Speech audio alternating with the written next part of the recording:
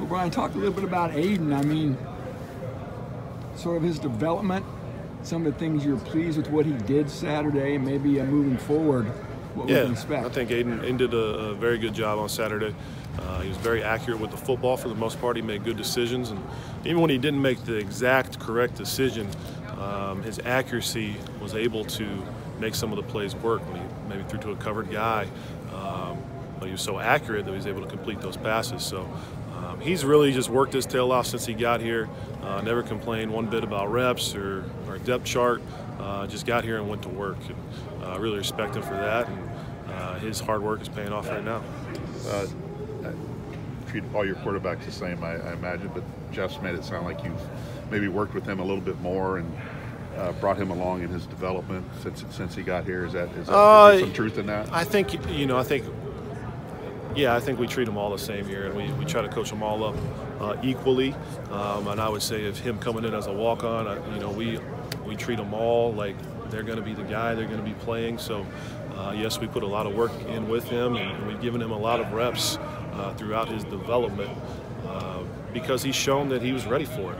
And he's come in, he's picked up the playbook quickly as a freshman, and I think he studied his butt off, and I think he worked with some of the veteran quarterbacks as well as far as picking up the playbook and learning it. And now he has a good grasp of it, of what we do, and he's doing a great job. How much of the film in high school did you see of him before he decided to come here? Honestly, not a lot. Okay. We got here. I had not heard of Aiden. I hadn't recruited Chicago when I was at Western. We didn't recruit quarterbacks really nationally at Western, so I really didn't know about him until the guy he was working with, one of the quarterback coaches, Jeff Christensen, kind of put us on to him and told us about him. And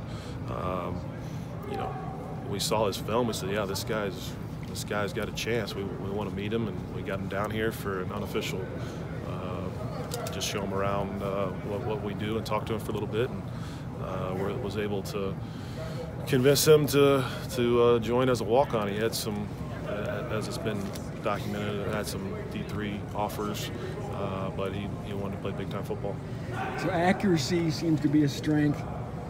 He's got a good arm, you've always said. Yep. Talk about some things you think maybe he's still deficient at.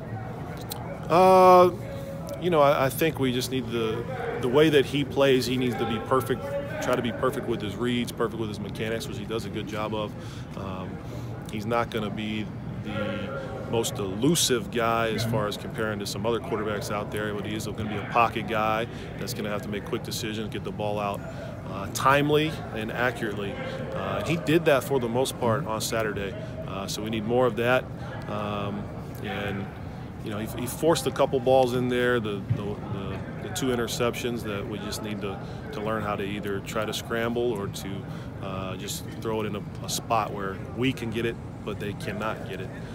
So those are some things he could work on. What's it say about his mental makeup that he's able to lead 2 game-winning drives in back-to-back weeks? It's huge. It's huge. It proves that the moment isn't too big for him, and I think some of that does happen when you're a walk-on. You have to work your way up the depth chart. You have to just keep grinding even when you're not sure that, hey, maybe these reps aren't going to come. Maybe I'm not going to get in the game. But he kept working hard, and I think the mental makeup of a guy that does all that, I think that pays off when they get in those crunch time situations where the pressure's on, and they've worked their butt off all the way through and through. Nothing was handed to them, so the pressure's on. The pressure's always been on for them. Did you ever have back-to-back games of game-winning drives that you can remember? No, I did not. No. Can you talk a little bit about that last drive? I mean, I'm sure you guys practice those scenarios. I went over the play-by-play again, but can you kind of talk a little bit about that last crucial drive after they missed the field goal?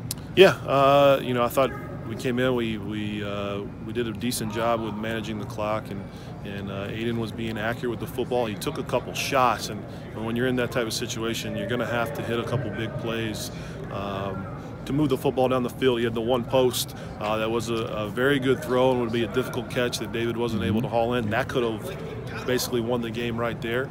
And then he tried a fade ball to Ahmad Anderson, which we actually weren't calling for that, but he kind of did it on his own and went off kind of off schedule and got a PI call. So we got one there, and then the last play, just as part of his mental makeup and knowing the game, he knew that we were getting PI calls. Aiden did, and he actually talked to the receivers on the sideline and said, "Hey, if we throw the go ball and they're on you, make sure you go back for the ball, you go up for it, because they are interfering." And he actually brought that up, and it didn't play out exactly that way, but we got an interference call, which I think was pretty bright for him to be able to recognize that in game and in that situation. Not a real vocal guy. What type of a leader is he? At least he doesn't I think he's seem definitely a vocal. lead by example type of guy, and I think everyone on the team respects him. I think they do have a certain admiration for him for what he's done and how he's gotten to where he is right now. So I think he has a good command of the team, and I do think guys look to him, and he's going to be one of the ones that's doing it right and working hard. It's one thing to come in against Nebraska at the last minute and do it, but how did he handle the week leading up to it? Because he knew he would be the guy, and just every day, people are talking about it. He was great. He's been the same guy every day, really. So even when he was the third team guy or the fourth team guy, he came to work every day and worked his butt off. And he did the same thing when he was the starter that week. So it really wasn't a big change for him. It wasn't like a guy who was, I might not get in. Oh, now I'm in. Oh, now I need to work hard. No, he's been doing it the whole time, the whole way. So it really wasn't a drastic, this is totally different interaction with him, because he's been engaged and into it the whole time. Seemed pretty emotional after the game. Yeah, he did. And I can understand with all the, you put in all the work, and you believe it's going to happen, but you're not absolutely sure that it's going to happen. And for it to happen, and happen for him kind of in his hometown and in front of his family, I think that's big time. Hey, was Cam Allen the emergency quarterback? We have Aiden, we got Paul, we got Danny Carollo, we got him some good work today. And yeah, we do have some guys that played high school quarterback on the roster that we know about. Yep.